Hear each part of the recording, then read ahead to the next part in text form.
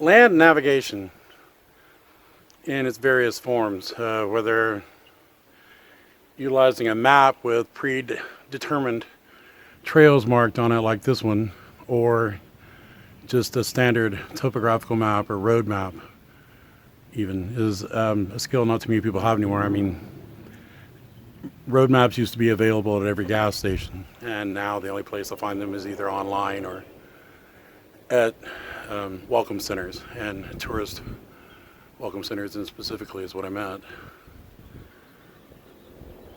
But, you know, for the most part, people use the same device that I'm using right now to film this with, a phone. And they don't even, most people aren't even learning what a map even looks like anymore. So they don't know how to use one if the time comes that they have to.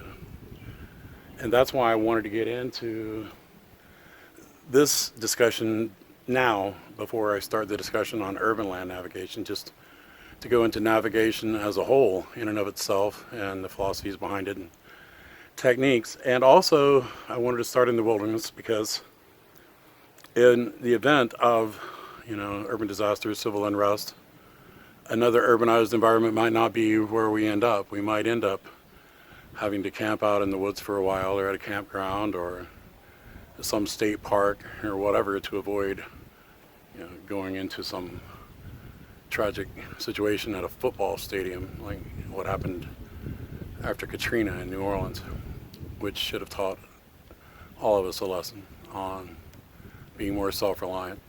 So, but on with this particular video on navigation. Even in there's some crossover in the natural environment and the urban environment both.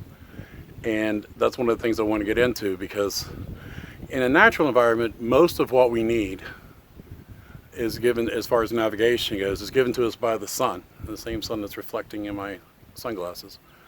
Even on the days when it's not visible because of clouds, the effect that it has on the earth is still around for us to see and use for navigational purposes. And that's going to be one of the things we get into pretty quickly in this video. So stick around for a few minutes and we're going to discuss land navigation.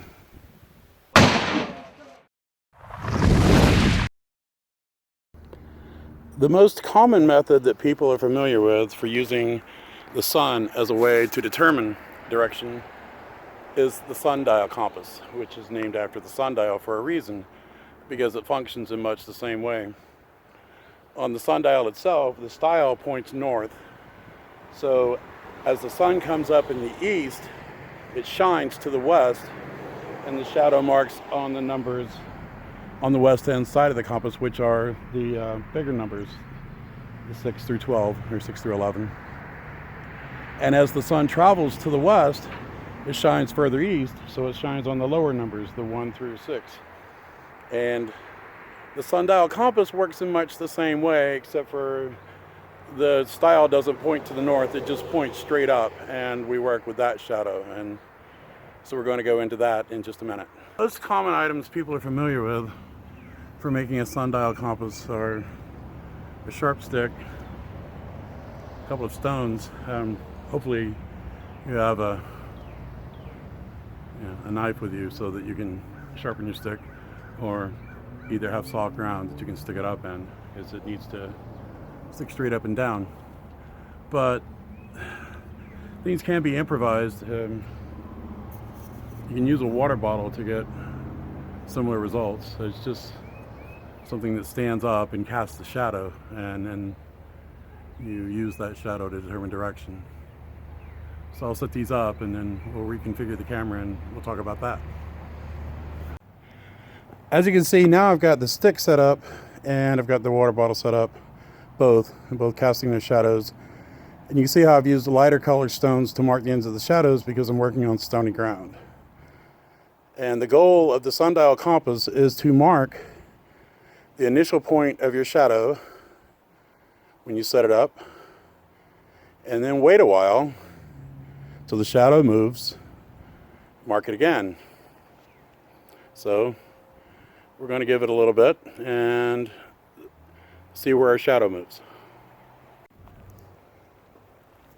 Another way you can do it is if you have a large enough stump or piece of wood, or in a big open area and don't have any sticks and can have a spall stick or whatever that you can stick a knife up in, you can use a knife to cast a shadow, and then you can have another stone ready for marking the shadow as the shadow moves.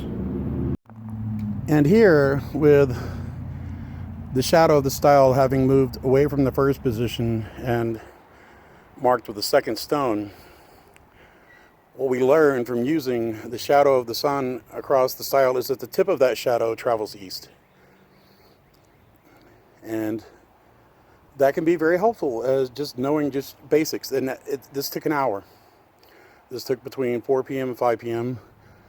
Obviously, a more accurate reading could be taken over a longer period of time. But this is just a quick demonstration of using the shadow to determine east. Here's a little better demonstration of the shadow traveling east as verified by a map compass. As we go into the next sections, though, we're going to be utilizing the sun's effects, long-term effects rather than short-term effects, I should say. And in that one, rather than learning east and west, the effects of the sun show us predominantly north and south. And we'll get into that in the next segment of this video. On days like today, when the sun is out and visible, it's easy to determine the direction, especially when it's this far afternoon or if it were this far before noon.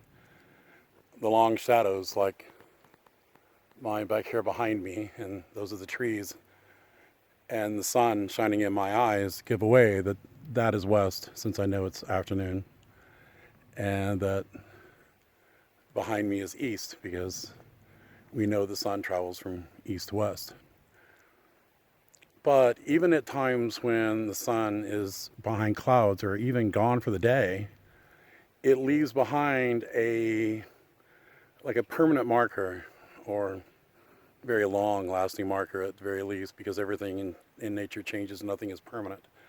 But it's permanent enough for us. It's like a permanent record of things, of the sun's presence. And the old adage comes in that it says moss only grows on the north side of things, and this is a fallacy. Most of us know this by now. But where the reality comes in is that moss does grow best on the north side of things, and that's very easily illustrated. So if we look at the shadows and see the sun, then we know at this time of day that that's west. So if we turn 90 degrees to the left from west, then we are facing south. And when you're facing south, you're looking at the north side of things. And you can kind of see how it stands out. You see the moss, thick patches of it on the bank, on the trees, on the bank up there. Some of the trees up on the bank have it there. This rock is a really good illustration of it. And you see how the moss is a lot thicker on the north side of the rock than it is on the south side. And then if we turn 180 degrees from looking south,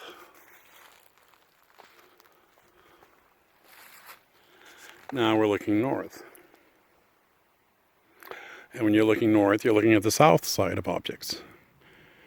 And you'll notice there's just much less moss on the trees. The only moss on the bank is on the north side, not the south side. And that holds true all through our temperate rainforest that I know of for sure. This is my area. This is the area I grew up in. So this is the area that I know most well. But you can see how it's thick on the base of the tree on the north side. The north side of that stone up there, the north side of this bank is thick. The north side of this bank, north side of that tree, it's really thick and lush and plush. I mean, it grows best. And it gets a little sunshine this time of day, obviously, but you know, that's going to change shortly as the rest of the canopy starts to develop. Then the only sunlight that'll reach through will, you know, reach through in patches and shine mostly on the southern, eastern, and western sides of trees, stones, and banks. So even though it's a fallacy that moss only grows on the north side of things, it's still a usable piece of information because it does grow heavier and thicker and denser on the north side of objects in this forest.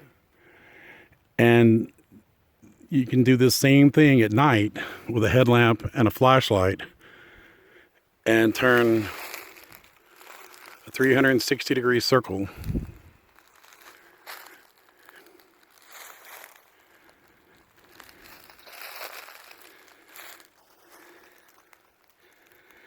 and you'll see where the moss is thickest. And you can establish all four directions to a usable degree just from that information alone.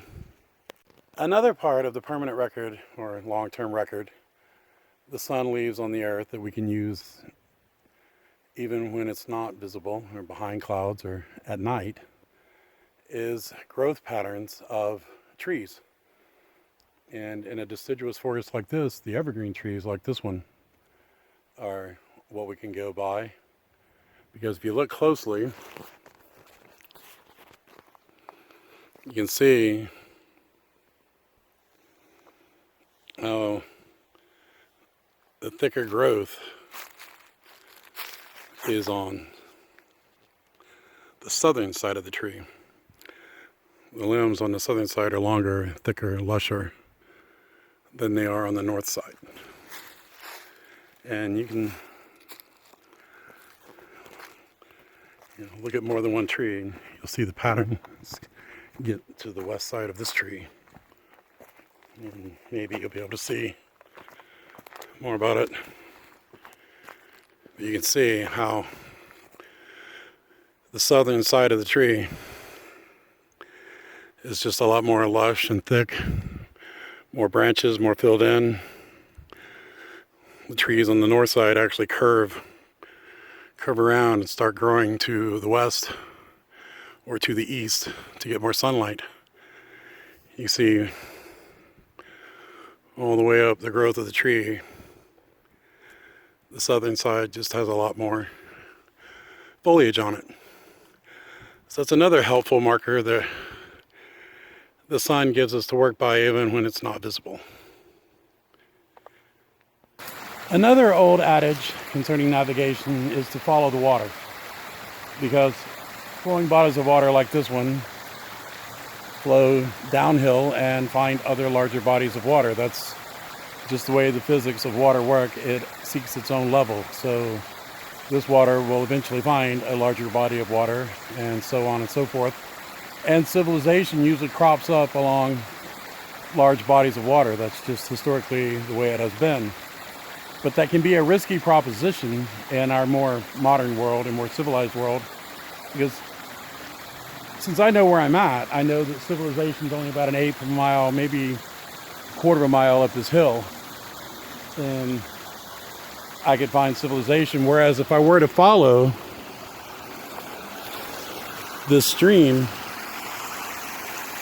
as it goes down the mountain and on to its destination, It could be several miles before I found civilization again. And there you've seen 3 ways the sun can be used to determine direction. Shadows here with the sundial compass, where you see that the tip of the shadow travels east, so you can determine east and west, and therefore north and south from that. And then the other 2 ways where the sun is long-term effects are visible at night, even or on cloudy days when you can't even see the shadows. You can only see the long-term effects in the earth, so you can see the growth patterns of the moss to determine north and south. You see the growth patterns of the trees to determine north and south, because the southern side is always more lush and more full on trees, and the north side is always more lush with moss because the moss doesn't like the sun. And you can use the trees in fields to determine this. In trees, they'll always have more growth on the south side because the sun never shines on the north side of objects. So the north side just is always deprived of sunlight. Moss loves that. Trees do not. So it's opposites, and through that, those you learn north and south, from which you can extrapolate east and west. So hopefully that helps you have a little food for thought as we go further into navigation. The next video is going to get more into urban navigation. There's a lot of similar stuff. There's pitfalls in both in improvised navigation, but there's things you don't want to fall into, traps you don't want to fall into. So we'll go more into that next time. You guys have a blessed day.